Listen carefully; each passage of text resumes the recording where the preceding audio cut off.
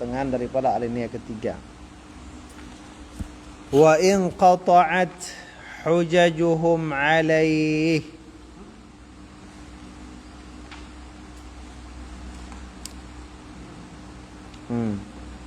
Naik 2 baris sebelumnya. Wa qad taraka istiqbala qiblatihi. Fa bi istiqbal Ka'bah. Dari istilah. Maka dengan menghadap ke arah Ka'bah, dengan menghadapkan diri di saat sholat ke arah Ka'bah, ya, qamatil hujjatu ala ahlil kitab wal musyrikin, tegaklah hujjah ke atas ahlul kitab dan orang-orang musyrik. Jadi dengan umat Islam, Rasul dapat wahyu di mana arah Ka'bah kita itu adalah arah kiblat kita itu adalah Ka'bah di Mekah, maka itu menjadi hujjah yang menjawab 2 problem yang ada pada ahlul kitab dan orang-orang musyrik tentang ajaran Rasulullah sallallahu alaihi wasallam. Wa qata'at hujajuhum alaih, dan terputuslah hujjah-hujjah mereka atas Nabi Muhammad sallallahu alaihi wasallam. Kenapa? Orang ahlul kitab, di kitab mereka telah diterangkan bahwa Nabi ini nanti kiblatnya ke Ka'bah. Artinya hujjah itu sudah terbentuk dengan wahyu yang memerintahkan sholat mengarah ke Ka'bah. Orang musyrik memandang ajaran Nabi Ibrahim adalah memuliakan Ka'bah. Dengan menghadap ke arah Ka'bah, maka terjawablah apa yang menjadi klaim Rasul, bahwasanya Nabi itu meneruskan ajaran Nabi Ibrahim.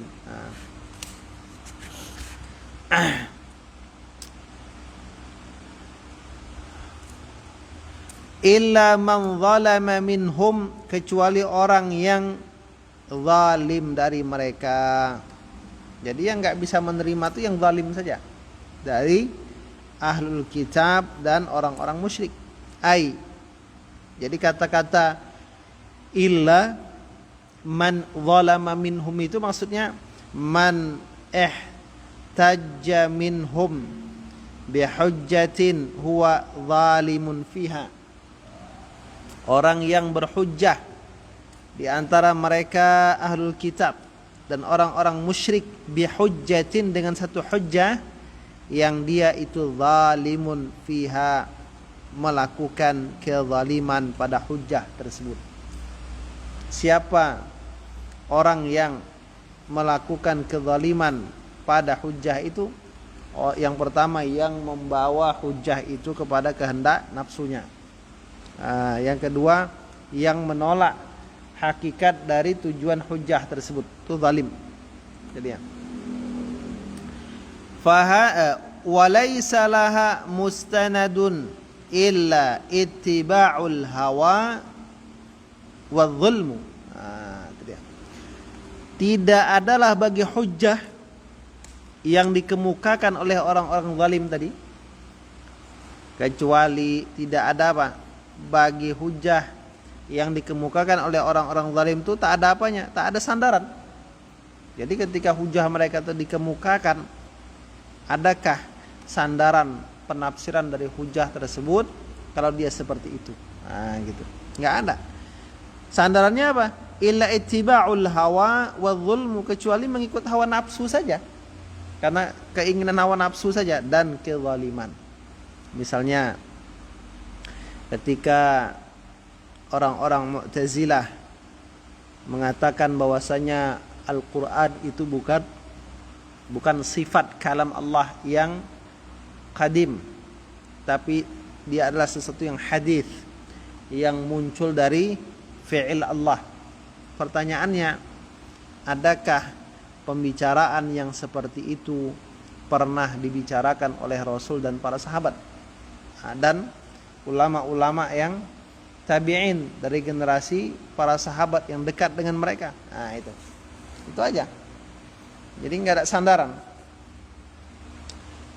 Fahadha la sabila ila iqna'ihi wal ihtijaji alaih. Maka ini ya, man zalama minhum ini la sabila, tidak ada jalan kepada memuaskannya dan memprotes atasnya. Jadi nggak perlu kita itu terhadap orang-orang yang membelok-belokkan dalil agama, kita tidak akan berharap kalau bantahan kita itu bisa memuaskan keinginannya. Ketika kita membawakan satu bukti dari dalil agama, maka dia akan mencari bukti yang lain untuk membenarkan pendapatnya. Nah, seperti itu. Dan tidak ada jalan memprotesnya. Nah, semakin diprotes, maka semakin mereka akan menyimpang dari kebenaran. Apa jalan harus kita lakukan? Berdoa dan mengadakan pendekatan, nah, supaya dia bisa kembali kepada jalan yang benar. Itu aja. Maksudnya bukan kita itu setiap yang dia kemukakan kita protes, bukan. Jadi tidak selalu ya, ketika ada seseorang yang membuat teori yang menyimpang itu langsung dibantah. Bisa jadi gara-gara bantahan kita itu jadi terkenal teori itu. Nah, gitu kan? Kapan dia perlu dibantah? Ketika memang bantahan itu akan menghasilkan kemaslahatan, atau bantahan itu akan meluruskan orang tersebut dari kebenaran. Tapi kalau semakin membuat dia menyimpang dan semakin memperkenalkan teorinya itu, maka tidak perlu kita membantah hal tersebut. Satu saat dia akan hilang ditelan masa dan zaman. Nah, gitu. Wa kadzalika la ma'na li ja'li syubhati allati yuridunaha ala sabilil ihtijaji mahallan yu'bahu laha. Dan seperti itu juga ya, tidak ada jalan. Seperti tidak ada jalan tadi, tidak ada makna untuk menjadikan syubhat yang yuridunaha, mereka membawa, menyampaikan akan syubhat tersebut ya, ala sabilil ihtijaj, di atas jalan berhujjah, mahallan yu'bahu laha ya. Jadi kita jangan menjadikan syubhat yang mereka lakukan itu dijadikan apa? Dijadikan akan tempat yang diperhatikan baginya. Ketika ada orang membuat satu syubhat dari sebuah dalil, maka kita tidak perlu menjadikan syubhat itu satu tempat di hati kita, di akal kita, perhatian kita itu untuk fokus kepada itu. Nah, gitu. Pokoknya sebuah teori yang sesat kalau tidak dipopulerkan maka dia akan hilang. Itu aja prinsip pertama. Prinsip kedua, kapan kita perlu membantahnya? Kalau maslahatnya lebih besar. Itu aja. Tapi kalau mudaratnya lebih besar, maka biarkan itu kesesatan. Kita perkuat umat dengan kebenaran. Itu aja.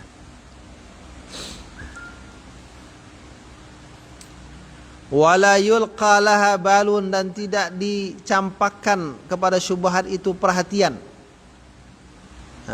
Falihadza qala ta'ala, jadi oleh karena ini ya, Allah Subhanahu wa taala berfirman, fala takhshawhum, jangan kamu takut kepada mereka. Enggak usah takut kepada orang-orang yang batil, orang-orang yang menyimpang. Li'anna hujjatahum batilah, karena hujjah mereka itu adalah batil. Yang penting ketika ada sebuah kebatilan, kita memperkuat kebenaran. Itu aja. Wal batilu kasmihi makhdhulun, dan yang batil itu seperti namanya. Makhdhul, terhina. Yang batil itu terhina. Makhdhulun sahibuhu, terhina pelakunya. Pelaku kebatilan itu terhina. Wa hadza bi khilafi sahibil haqq. Ini berbeda dengan pelaku kebenaran, pemilik kebenaran. Fa inna lil haqqi saulatan wa izzan. Nah, ini yang perlu kita perhatikan. Sesungguhnya bagi kebenaran itu ada kekuatan dan kemuliaan. Kebenaran ada kekuatan dan kemuliaan. Cuma kita sekarang kan masalah. Kita sering menyalah-nyalahkan satu pihak yang berbeda dengan kita, membuat mereka itu seolah-olah menyimpang, tapi kita sendiri tidak memperkuat apa yang kita anggap benar tersebut dari sisi kapasitas hujah. Nah, gitu. Kita bilang, oh jangan sana sesat, ya kan? Jangan ikut itu sesat. Tapi kita sendiri terlena dengan apa adanya itu, apa yang ada gitu. Wa hadza yujibu khasyata man huwa ma'ahu. Jadi kebenaran itu memiliki kekuatan dan kemuliaan yang mewajibkan khasyata, rasa takut terhadap orang yang dia bersama dengan kebenaran. Wa amara ta'ala bi khasyatihi, dan Allah Subhanahu wa taala memerintahkan takut kepadanya, allati hiya aslu kulli khair, di mana Allah itu adalah pokok dari segala kebaikan. Nah, itu dia. Faman lam yakhshallaha, siapa yang tak takut kepada Allah, lam yankaffa an ma'siyatihi, maka ia tidak akan meninggalkan kemaksiatan, dari kemaksiatan kepada Allah. Walam yatamathal, walam yamtathil amrah, dan dia tidak akan melaksanakan perintahnya. Jadi kita tuh bagaimana cara menguatkan kebenaran? Rajin ngaji itu aja. Rajin ngaji, rajin baca, ya kan? Rajin ziarah, rajin apa? Bermajelis, itu aja. Ini asik menyalahkan, ngaji tak mau kan itu kan? Baca tak mau, bermajelis tak mau kan itu. Jadi minimal kita itu satu hari 30 halaman tuh sedikit membaca. Kalau bisa satu hari itu 150 halaman selesai baca. Kalau bisa. Kenapa? Supaya kita punya modal gitu kan. Berapa lembar membaca pilih sehari? Hah? Sering enggak? Nah itu. Bacanya jarang kan? Sementara orang-orang orang yang non muslim, yang mereka tuh fokus di bidang Islam ya, para itu yang fokus di keislaman tuh orientalis ya, orientalis kan, mereka itu ada yang sampai bisa mengarang ensiklopedia hadis Rasulullah, bayangkan, bukan Islam. Dan itu dimanfaatkan oleh umat Islam untuk mencari hadis Nabi. Itulah. Apalagi ada yang mengarang kitab kamus bahasa Arab. Ada. Apalagi? Itu apa? Keseriusan, gitu kan. Tapi mereka mempelajari Islam itu bukan untuk hidayah, tapi untuk sains, untuk ilmu. Untuk khazanah keilmuan mereka, gitu. Beda sama kita kan, walaupun jarang baca kan itu. Wa kana sarful muslimin ilal Ka'bah, dan adalah pemalingan orang Islam ke Ka'bah, mimma hasalat fiha fitnatun kabirah, termasuk dari perkara yang tercapai padanya fitnah yang besar. Pemalingan ke kiblat itu menghasilkan satu ujian yang besar terhadap Rasul dan umat Islam. Siapa yang siapa yang menyiarkan perkara tersebut sehingga menjadi fitnah yang besar, ujian yang besar. Asya'aha ahlul kitab. Ternyata fitnah itu sehingga menjadi besar, menjadi populer, menjadi viral, itu disebarkan oleh ahlul kitab, orang-orang munafik, orang-orang musyrik. Nah itu dia. Wa aktsaru fiha min kalamillahi wasyubah, dan mereka memperbanyak pada fitnah itu dari ucapan-ucapan dan kerancuan-kerancuan. Nah itulah kan dimanfaatkan. Tujuannya apa? Untuk membuat ragu orang-orang yang akan ikut Rasul atau yang sedang ikut Rasul, dan memojokkan ajaran baginda Rasulullah sallallahu alaihi wasallam. Falihada, oleh karena ini ya, fitnah yang terjadi ketika pemindahan Ka'bah oleh Allah terhadap kaum muslimin, basatahallahu ta'ala, Allah subhanahu wa ta'ala menguraikannya, menjelaskan perkara pemindahan Ka'bah ini, menguraikan sedetail-detailnya perkara pemindahan Ka'bah ini, diuraikan. Wa bayyanaha akmala bayanin, dan menjelaskannya sempurna, dengan sempurnanya penjelasan. Nah gitu.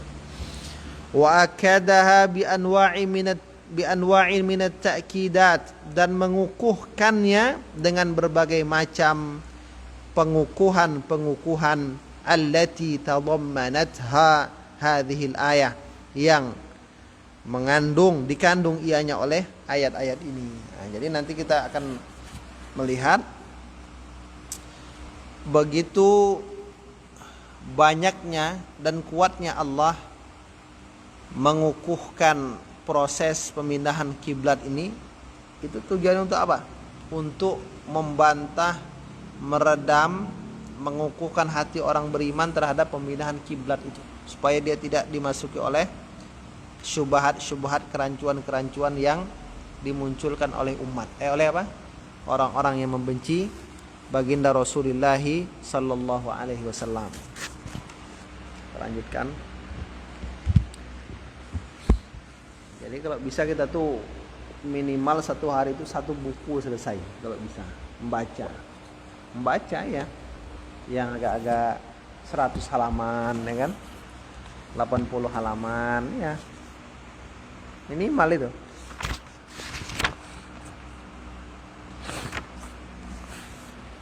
Kalau tak tahu baru ditanya gitu kan.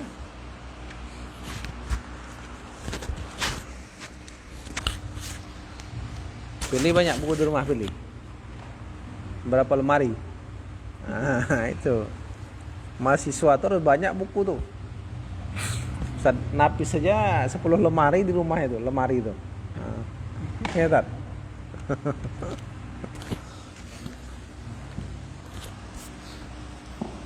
Cara supaya kita mudah membaca itu ada. Nah, bikin tugas pribadi. Misalnya judul buku ini, judul apa yang mau kita baca tentang ini. Baru kita cari referensi yang banyak, kita kumpulkan gitu. Mana Tat?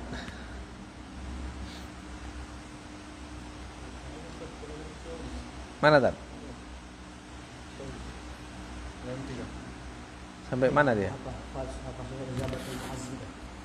Yang mana tuh? Oh, udah pasal baru ya?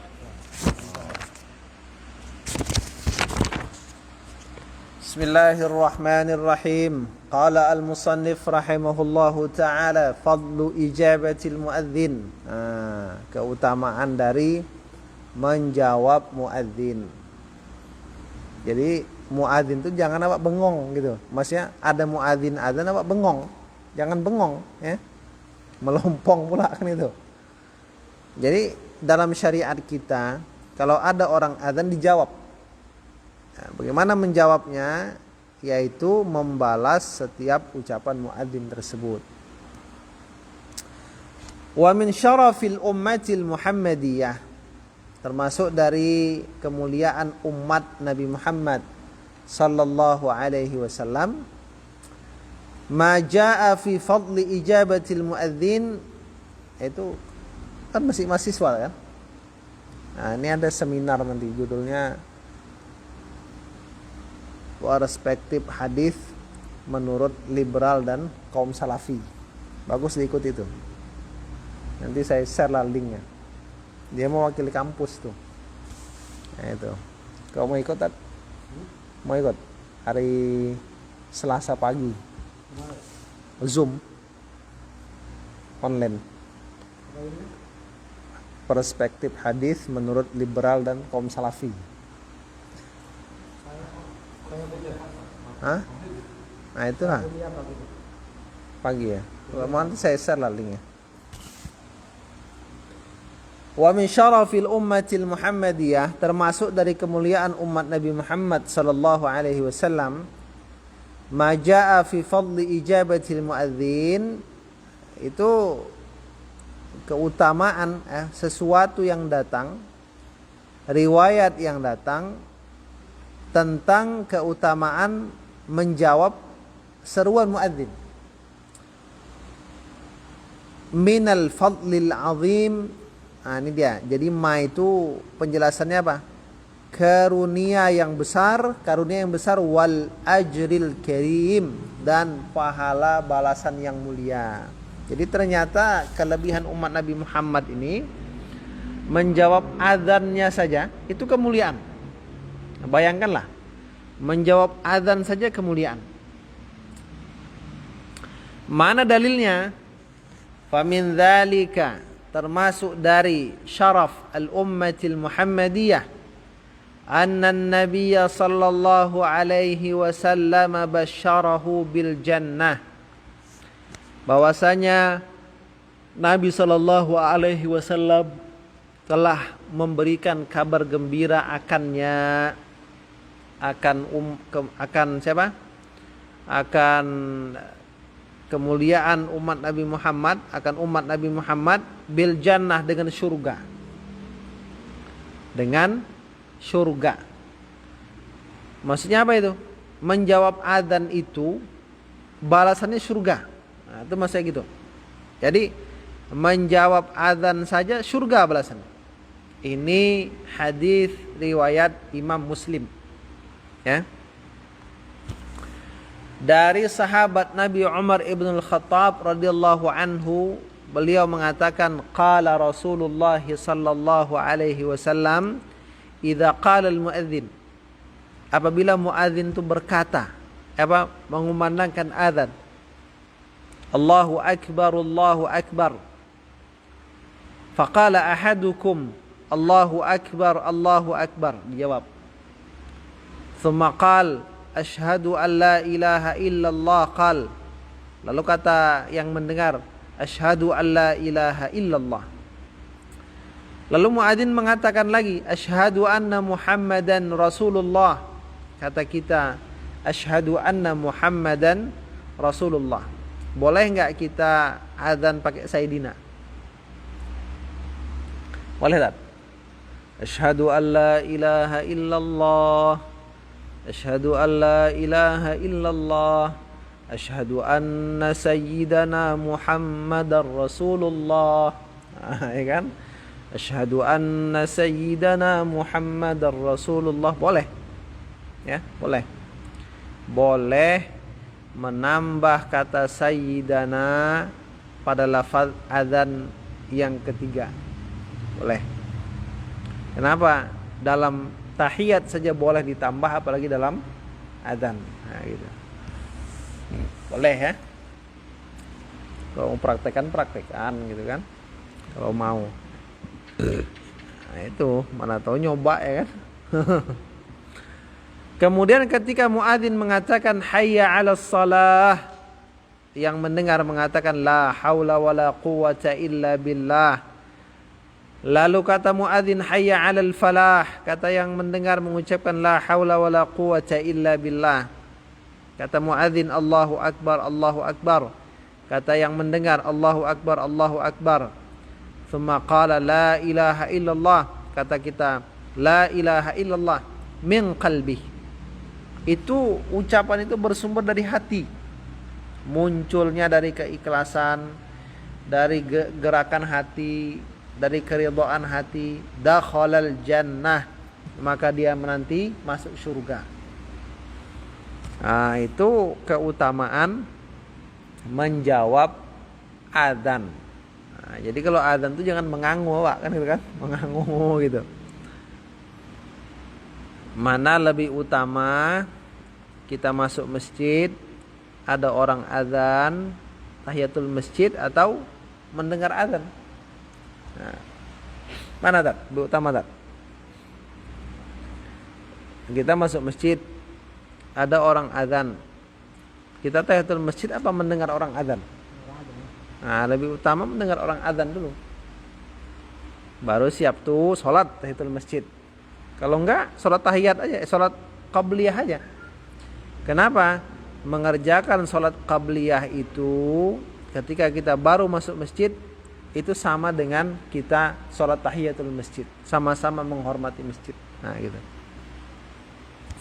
Wa fi riwayatin, dalam satu riwayat, an Abi Hurairah radhiyallahu anhu qala, kunna ma'a Rasulillah sallallahu alaihi wasallam, kami dulu pernah bersama Nabi Muhammad sallallahu alaihi wasallam. Faqama Bilal yunadi, kemudian Bilal itu berdiri, ya adzan.